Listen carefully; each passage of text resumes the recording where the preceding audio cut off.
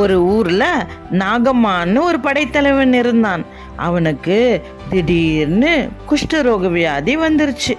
அதனால கவலையா இருந்தாரு. நாகம்மானின் வீட்டில் ஒரு சின்ன பெண் அடிமையா இருந்தா.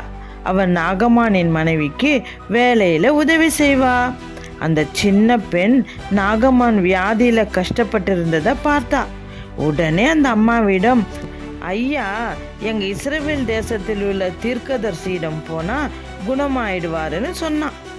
நாகமானும் இஸ்ரவேல் தேசத்தில் உள்ள எலிசா தீர்க்கதரிசியின் வீட்டுக்கு போனான்.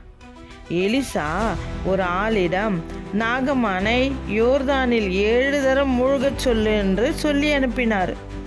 இதை கேட்ட நாகமானுக்கு ரொம்ப கோபம் வந்துருச்சு.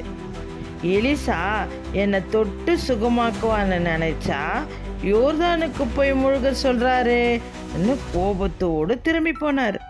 நாகமானின் வேலைக்காரன், எலிசா உங்களை கஷ்டமானது செய்ய சொல்லவில்லையே, அவ சொன்ன மாதிரி தான் செஞ்சு பாருங்களேன்னு சொன்னான். நாகமானும் யோர்தானில் 7 தரம் மூழ்கி எழுந்தான். 7வது தடவை மூழ்கி எழுந்தா குஷ்டரோகம் குணமாயிருச்சு. நாகமான் ரொம்ப சந்தோஷப்பட்டான். உடனே எலிசாவிடம் வந்து, இஸ்ரவேலின் தேவன் என்னை சுகமாக்கி விட்டார்னு சொன்னான். இதிலிருந்து நமக்கு என்ன தெரியுது?